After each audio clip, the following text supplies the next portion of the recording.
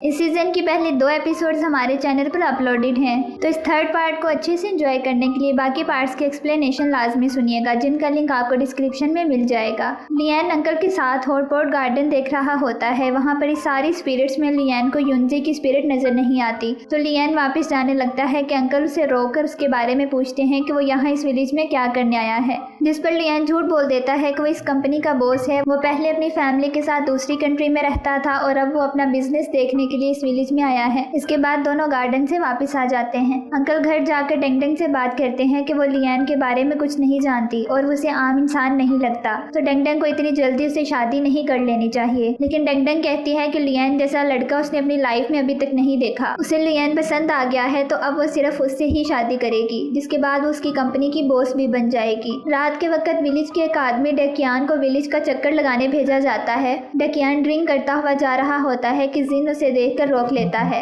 और उसे अपनी मदद की ऑफर करता है कि वो उसकी जगह पर विलेज का चक्कर लगा लेगा। यही बातों बातों में जिन डेकियान से पूछता है कि क्या वाकई डेंगडेंग के फादर एक स्पिरिट हंटर यानी स्पिरिट्स का शिकार करते थे, जिस पर डेकियान पास्ट की बात बताता है कि हाँ, डेंगडेंग के फादर स्पिरिट हंटर ही थे। जब डेंगडेंग 3 साल की थी तब वो बहुत ज्यादा बीमार हो गई थी। उससे कोई दवाई भी असर नहीं करती थी, बल्कि डेंगडेंग मौत के बहुत करीब पहुंच गई थी। तब उसके फादर को माउंटेन के पास एक मैजिक बर्ड मिला था। कहा जाता है कि उस बर्ड में किसी की स्पिरिट थी, जिसे फादर ने पकड़कर उस बर्ड को उबालने के बाद डेंगडेंग को पिला दिया। इसके बाद डेंगडेंग फौरन ठीक हो गई, बल्कि उसमें बहुत ज्यादा पावर्स भी आ गई। अब वो किसी भी सख्त चीज को टांग मारकर तोड़ सकती है। ये सब बातें लियान भी छुपकर सुन रहा होता है। जिन और लियान को पता चल गया है कि युनजी की स्पिरिट डेंगडेंग की बॉडी में है। लियान कहता है कि उसकी बॉडी के अंदर युनजी की एनर्जी है, तो इस एनर्जी की मदद से डेंगडेंग की बॉडी से युनजी की स्पिरिट को निकाल लेगा, जबकि डेंगडेंग भी जिंदा ही रहेगी, क्योंकि एक इंसान यानी डेंगडेंग युनजी की स्पिरिट को खत्म नहीं कर सकता, चाहे वो उसकी बॉडी के अंदर ही क्यों न चली जाए। इसके बाद लियान और जिन एक प्लान बनाते हैं और लियान डेंगडेंग के कमरे में जाता है जहां वो सो रही होती है।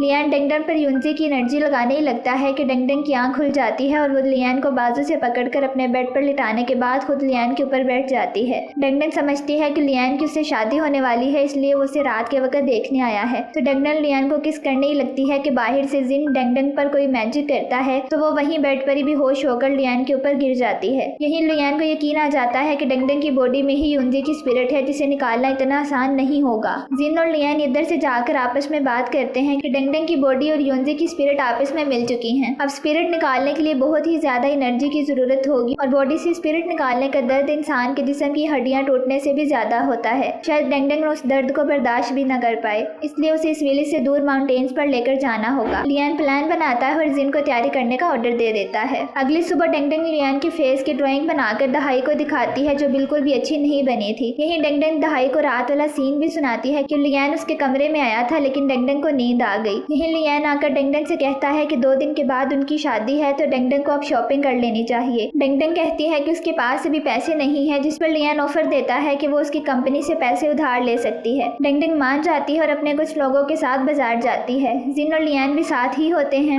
लियान यहाँ से काफी कीमती चीजें खरीद लेता है, जो डेंगडेंग को बिल्कुल अच्छा नहीं लगता कि लियान इतने ज्यादा पैसे खर्च करे। इसके बाद डेंगडेंग एक कैमरामैन के पास जाती है, जिससे वो बचपन में अपने फादर के साथ पिक्स बनवाया करती थी। डेंगडेंग उन्हें अपनी शादी का कार्ड देते हुए कहती है कि उसने अपने फादर को भी किसी के हाथ कार्ड भिजवाया है, अगर उसकी शादी पर ना आए तो उन्हें फादर कहना छोड़ देगी। फिर इस कैमरामैन से मिलने के बाद डेंगडेंग चली जाती है। अब लियान और डेंगडेंग को माउंटेन से गुजर कर जाना है, तो उन दोनों को अलग-अलग सिटान चेयर्स में बिठाकर लोग उठा लेते हैं। रास्ते में एक जंगल आता है जहाँ काफी धुआं फैला होता है। यही एक दरख्त पर ब्लैक रंग का साया भी नजर आता है, जिसने एक दफा पहले भी डेंगडेंग पर हमला करने की कोशिश की थी। जंगल से गुजरते हुए अचानक लियान और डेंगडेंग की चेयर्स गायब हो जाती हैं और विलेज के लोग उन्हें ढूंढने के लिए पूरे जंगल में फैल जाते हैं। अब ये लियान और जिन का प्लान ही होता है कि वो डेंगडेंग को इस तरह किडनैप करेंगे ताकि विलेज वालों को लियान पर शक ना हो। डेंगडेंग चेयर से बाहर निकलती है तो उसके आसपास धुएं के अलावा कोई भी मौजूद नहीं होता। वो काफी ज्यादा डर जाती है कि अचानक वो इस जगह पर कैसे पहुंच गई। फिर डेंगडेंग धुएं में से लियान को आता हुआ देखकर आगे बढ़ने लगती है कि लियान अपनी पावर से डेंगडेंग के साथ साथ बाकी हर चीज को भी हवा में ही रोक देता है और डेंगडेंग के पास आकर अपनी बॉडी से युनजी की एनर्जी निकालकर उसे डेंगडेंग की बॉडी में डालता है। इस वजह से डेंगडेंग की बॉडी से युनजी की स्पिरिट निकलकर लियान के हाथ में आ जाती है, जबकि डेंगडेंग उसी तरह स्टैचू बनकर हवा में लटकी रहती है। लियान स्पिरिट की रोशनी देखकर बहुत खुश होता है, लेकिन अचानक कोई एनर्जी हवा में फैलकर उड़ना शुरू हो जाती है। ये देखकर लियान जल्दी से स्पिरिट को इकट्ठा करके दोबारा डेंगडेंग की बॉडी में डाल देता है,